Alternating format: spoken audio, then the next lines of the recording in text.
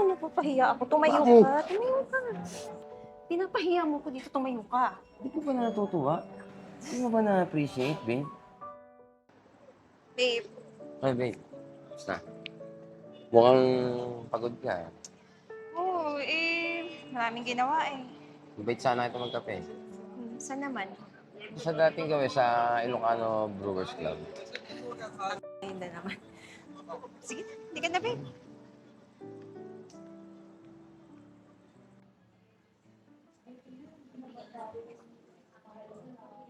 Babe, sarap kape nila dito. Ba't ganyan mukha mo? Alam ko naman. As if namang first time natin dito, Jones. Palagi mo nga akong dinadala dito eh. Samang-sawa na nga ako. Kamusta na nga pala yung trabaho mo kanina?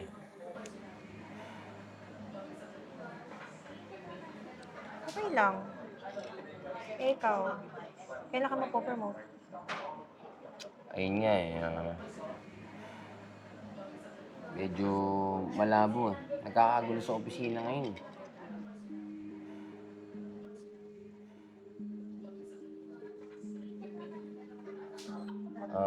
Babe, kaya nga pala kita inimbitahan dito kasi para sabihin to.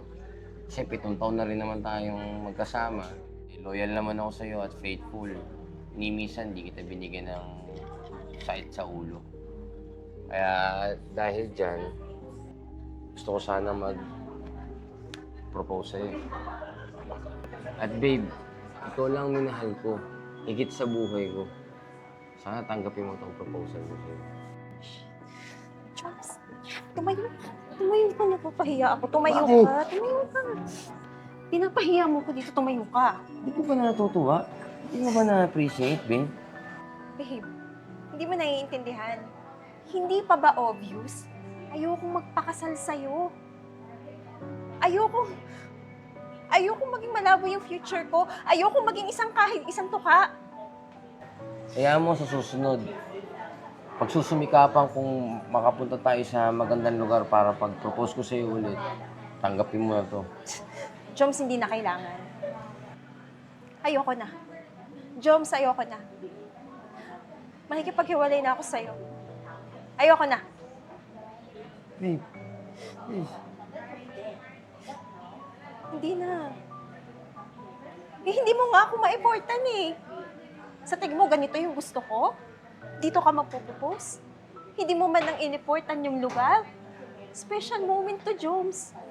Pero anong ginawa mo? Hanggang dito lang yung kaya mo? Ano ibig sabihin ito? Makikipaghiwalay na ako sa'yo. Ayoko na. Nang ganun lang? Pasayangin mo yung 7 taon? Oo nga pala, Joms. Hanggang dito lang pala yung kaya mo, no? Hanggang ganito lang ako. Hanggang ngayon, ganito pa rin yung ginagawa mo. Wala ka ba lang effort? Nandito lang tayo. Casual lang. Joms, hindi ko nakikita yung sarili ko sa'yo. Babe, ano sinasabi mo? Hayaan mo, mag-iipon ako para madala kita sa mas magarbong lugar. Hindi na kailangan, Joms. Kaya ko.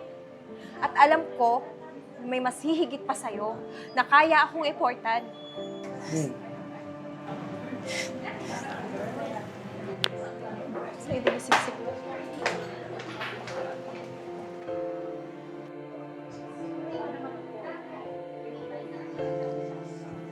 Iho, nasaksihan at nakita ko lahat ng mga pangyayari. Napakinggan ko. Siguro, bago ka magmahal, mahalin mo muna yung sarili mo. Meron darating na para sa'yo talaga. Magtira ka para sa sarili mo at lagi mong tatandaan. Magmahal ka sa Diyos at ang sarili mo. Huwag mong panghinayangan ang isang bagay na ayaw sa'yo.